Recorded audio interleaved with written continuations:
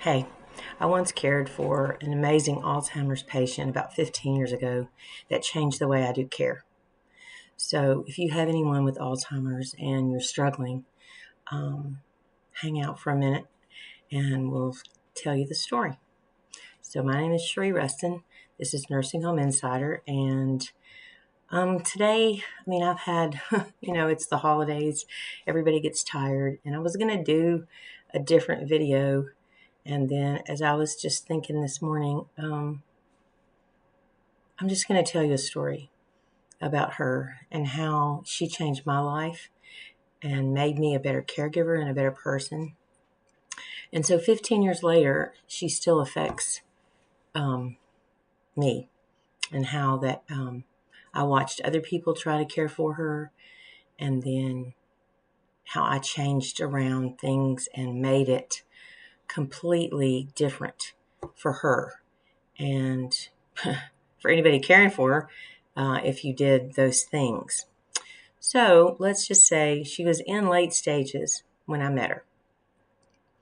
And she couldn't talk and carry on a conversation, really. She did, gibberish, and she would get very irritated when you got her up in the morning, when you gave her a shower, anything like that was like awful. So I was noticing when I first started, she was on a different hall, not mine, but I would see how agitated she was every morning. By the time breakfast came around, she was already so agitated, and that was from the whole getting up process. Alzheimer's patients do not like to be rushed.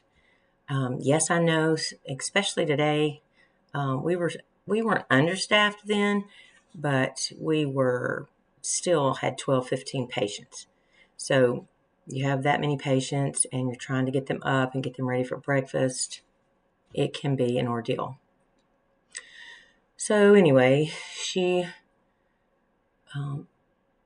would take it would be like 3 and 4 people going in her room. And I've told this story, I think, on another video.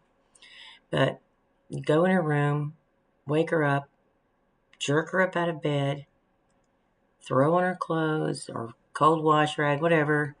No wonder she was biting and hitting and kicking all the time. Because, number one, there's too many people in the room. You're not giving her any time to wake up. So that was a nightmare. And the showers were almost impossible. And nobody would even try to give her a shower. So she got put on my floor. And, sometimes you can find help, sometimes you can't. So I just thought, well, I'm just going to do this myself. So I would go in there and I sat on the side of her bed and I rubbed her little arm and talked to her really softly, told her it was time to wake up. So she would wake up, and then I would just sing a song or something very calming for 5 minutes. And then we would start getting up. And if it was shower day, that's a different story in a second. But if she was just getting up, I just took my time. Talked gently to her, sang to her, whatever. Never had a problem. Just me by myself. There wasn't 3 or 4 people in the room. Nobody was hollering and screaming. And she got up every time. And then she was in a pretty good mood. Now, shower days, people with Alzheimer's do not like water. Any kind of dementia. Water is a big deal. Showers are a big deal. If you have somebody with dementia, and water, and sometimes some of these things, I've had them where nothing works. And bed baths, if you can. But sometimes showers are going to have to be minimal. Okay, but we had to do them 3 times a week. So on her shower day, I finally learned, she had used to be a church pianist, and she loves to play the piano, which we're going to talk about that in a second. But, so I knew that. Of course, I'm a Baptist preacher's daughter. So we got in the shower one day, and it was so bad. And this was a big shower room. This is 15 years ago. We were in an older nursing home. They're big and cold, and nothing really homey about them. And so we got in there. Of course, you got to take her clothes off, and that starts the whole process. So I don't know. I just started singing hymns out of the Baptist hymnal, and she started singing with me. So she sang through the whole shower. You're still calm and gentle. Don't go in there and just, blaze and trying to get this whole thing done, because it's not worth it. I know CNAs are like, we got to try to get this done. But if you're there for the patients, and you are, then it's about caring for them, where they are, what their needs are. Very important. So we sang through our showers. Never had a problem. Not once in the next year or so that I took care of her. So then, this is one of my favorite parts of the story. So she could play the piano still, and she loved to play hymns, but she could also play the Tennessee Waltz, and she loved to play that over and over again. So we had a piano in the day room, and she would play.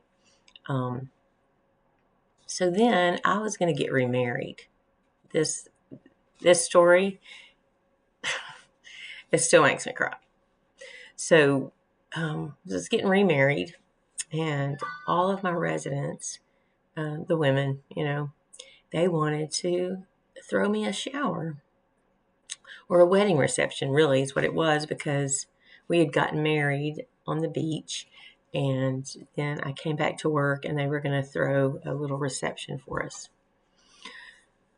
So I wore my wedding dress. I worked all day, and after work, I put on my wedding dress, and then Todd came over after work in his clothes that he wore at the wedding, and they had a cake and a groom's cake and all kinds of stuff. They worked so hard to do that for us.